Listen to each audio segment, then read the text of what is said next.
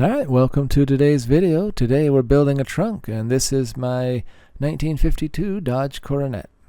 Actually, this is the 2005 Dodge Subring that I stole the trunk latches from. So this video we're going through the trunk latch and how I was able to build the whole trunk latch stuff and mechanism to work. I didn't want to use a key like the original had and a twist handle latch thing. So I was walking through the pick apart and I saw a trunk. It looked like this, and I said, hey, that trunk's closed. What does this latch look like? And it has a cable operated little pull handle, and I said that'll work perfect, maybe or maybe not. But it was like $10 out of the wrecking yard. Pull it yourself. So half hour of time and a couple minutes with a violent tool to pull it out. So this is how I got it installed in my 52 Coronet. So you can see here I bolted it up there to the top of the trunk lid. You're looking at the trunk lid there. It's got that little handle that you can see dangling right there in the bottom of the screen. That's the can't lock a person in the trunk piece. So I did keep that and install it. But this is what I worked on a lot. This is a lot of fabrication down here at the base. So you can see I built this piece here, and it's going to come across.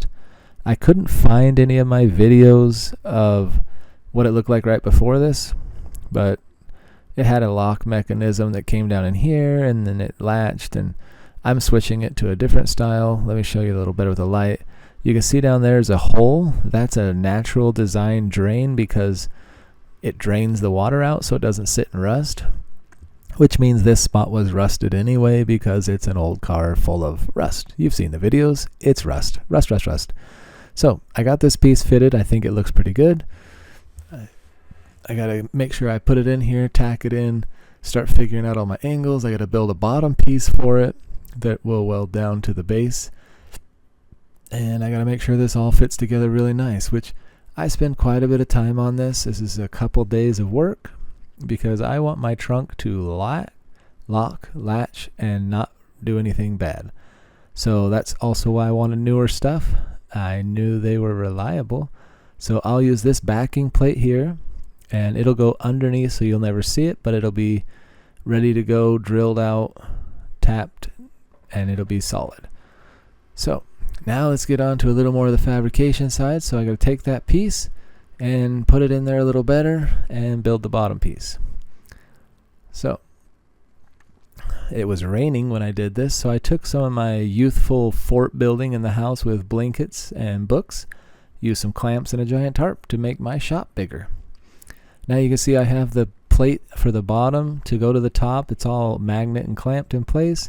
I'm going to have to tack this thing in a few spots like there and there and there and there, and then I'll weld it all in, and then I'll grind it all out and make it look a little better because this is a visual spot everyone will see.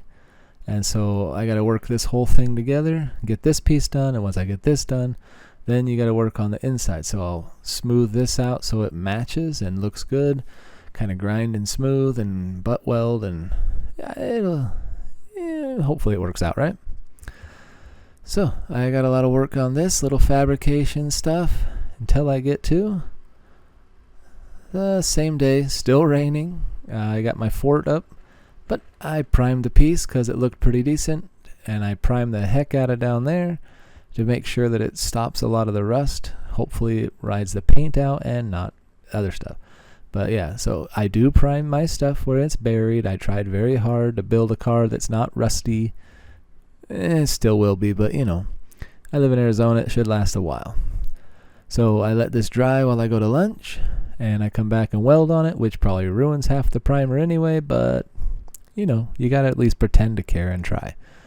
So now that I got this stuff all ready, it's time to tack it all in place. And you can see now I have my little valley on the other side, but I'm showing you the welds. It's still very loosely tacked in.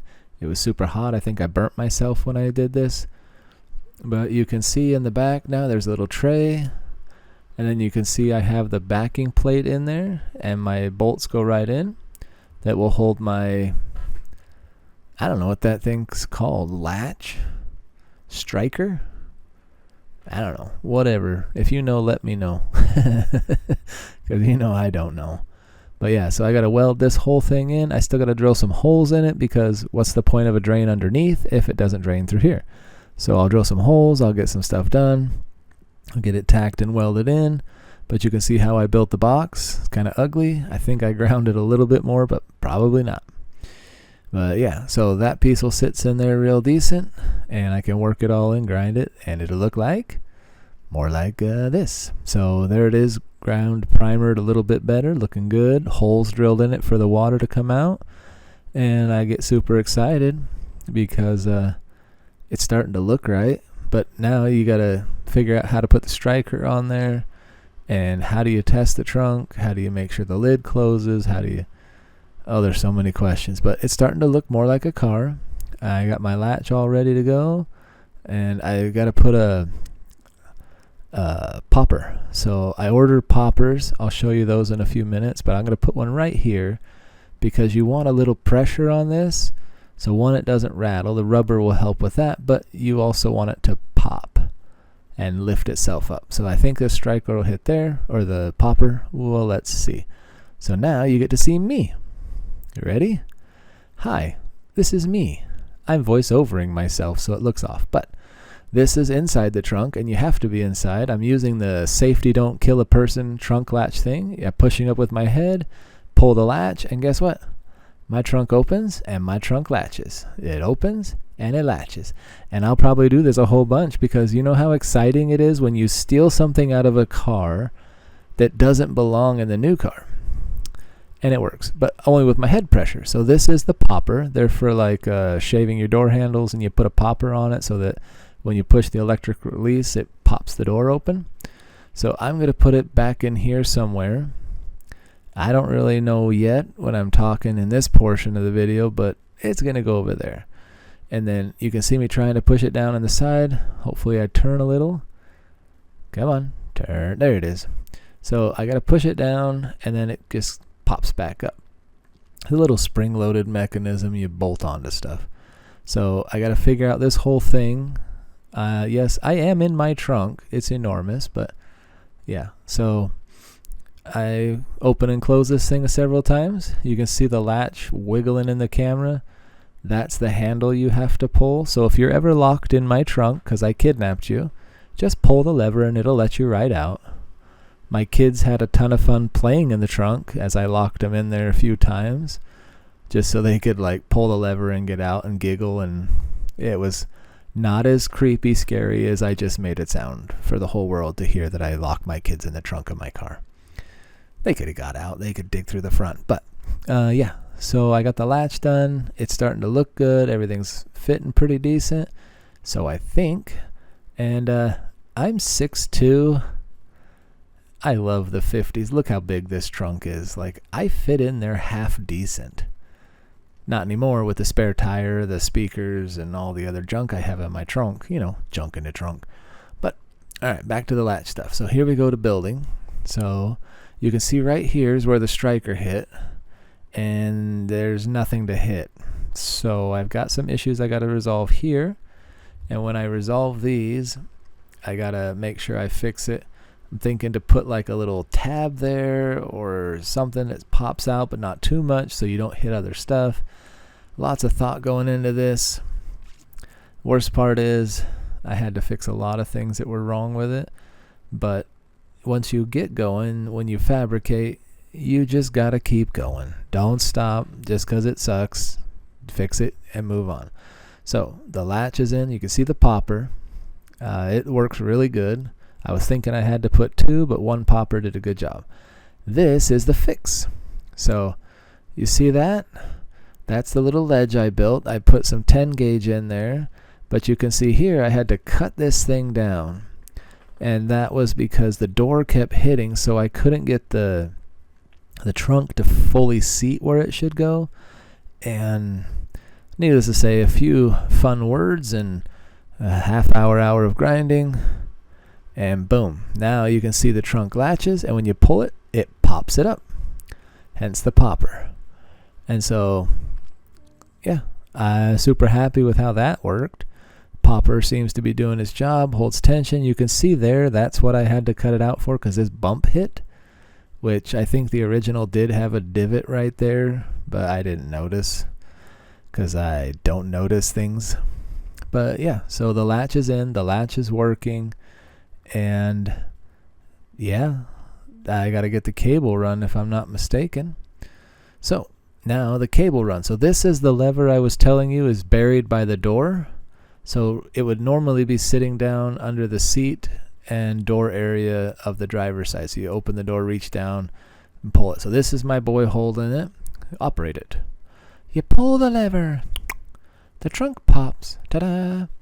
I was super excited with how I built this little baby box, because you can see it has that screw and it has a few things like that. So that one screw holds that little thing because there's a tab in the bottom. And so I don't have more than one screw to pull there and 1 and 2 screws to pull there. And we walk you over to the car. Look at it over there up on a stand. How amazing. So this is going to go right here. So this is where I decide to put the lock.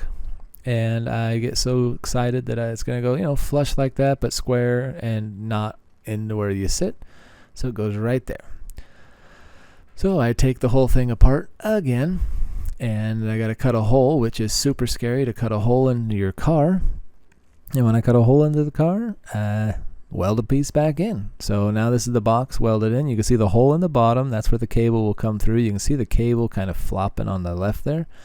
But now you got to take all this you welded in and make it look like it was never there.